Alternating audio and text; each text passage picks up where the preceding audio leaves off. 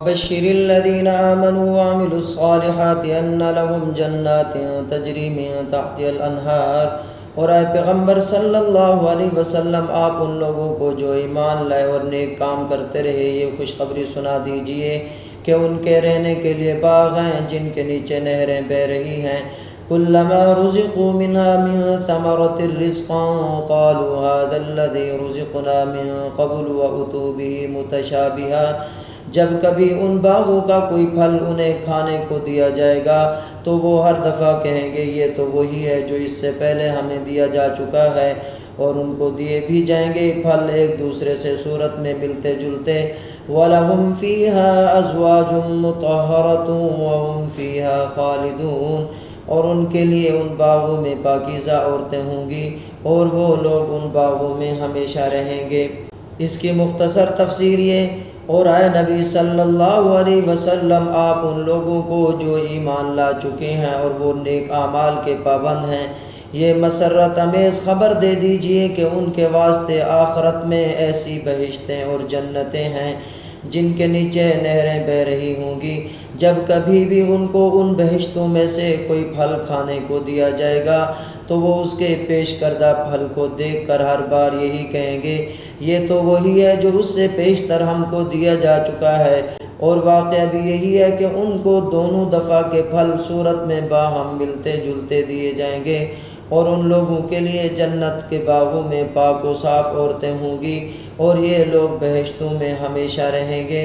میرے محترم دوستو، بشارت ایسی خبر کو کہتے ہیں جو سننے والے کو مسرور کرنے والی ہو۔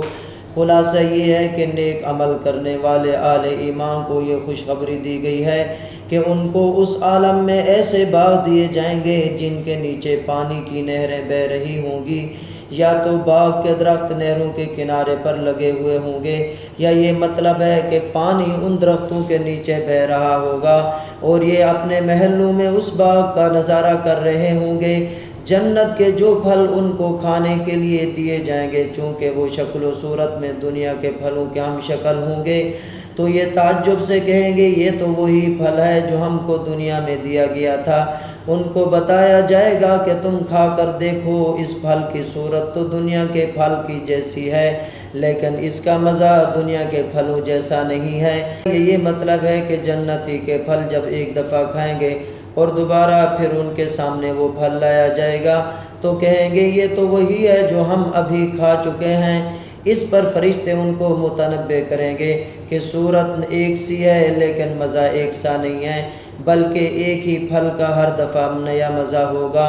پاک کی ہوئی عورتیں جو فرمایا، اس کا مطلب یہ ہے کہ ہر طرح کی ظاہری اور باطنی نجاست سے اہل جنت کی بیویوں کو اللہ تعالیٰ نے پاک اور صاف کر دیا ہے۔ جس طرح ان کو پیشاب پخانہ وغیرہ کی ضروریات سے پاک رکھا گیا ہے، اسی طرح ان کو باطنی علائش، حسد و کینہ اور بدخلقی وغیرہ سے بھی پاک صاف کر دیا ہوگا۔ عام اس سے کہ وہ عورتیں دنیا کی ہوں یا جنت کی حوریں ہوں، ہمیشہ رہنے سے مراد یہ ہے کہ یہ ہر قسم کی نعمتیں دائمی ہوں گی۔ یہ لوگ وہاں سے کبھی نہ نکالے جائیں گے اور نہ ان کو موت آئے گی۔ میرے محترم دوستو، یہ بات یاد رکھنی چاہیے کہ بہشتیں کئی قسم کی ہوں گی اور ہر جنت میں مختلف درجات ہوں گے۔ اس لیے حضرت حق سبحانہ و تعالیٰ نے جمع کا صیغہ ذکر فرمایا ہے۔ حضرت ابن عباس رضی اللہ تعالیٰ عنہما سے جنت کے نام اس طرح مروی ہیں: جنات الفردوس، جنات عدن، جنات النعیم، دار الخلد، جنت المأوا اور علیون۔ اور بعض مفسرین نے دار السلام، دار القرار، دار الجلال وغیرہ کا بھی اضافہ فرمایا ہے۔ چونکہ لوگوں کے اپنے اپنے اعمال کی وجہ سے مراتب مختلف ہوں گے، اس لیے جنت میں بھی مختلف مراتب اور مختلف درجات عطا کیے جائیں گے۔ یہ بھی ہو سکتا ہے کہ جنت ایک ہی ہو اور اس کے مختلف درجات کے نام مختلف ہوں، جیسا کہ اہل تحقیق کا قول یہی ہے۔ حضرت شاہ عبد القادر رحمۃ اللہ علیہ فرماتے ہیں یعنی جنت کے ہر میوے کا مزہ جدا ہے، اگرچہ صورت ملتی ہو، صورت دیکھ کر جانیں گے کہ وہی قسم ہے جو کھا چکے ہیں، اور چکھیں گے تو مزہ جدا پائیں گے۔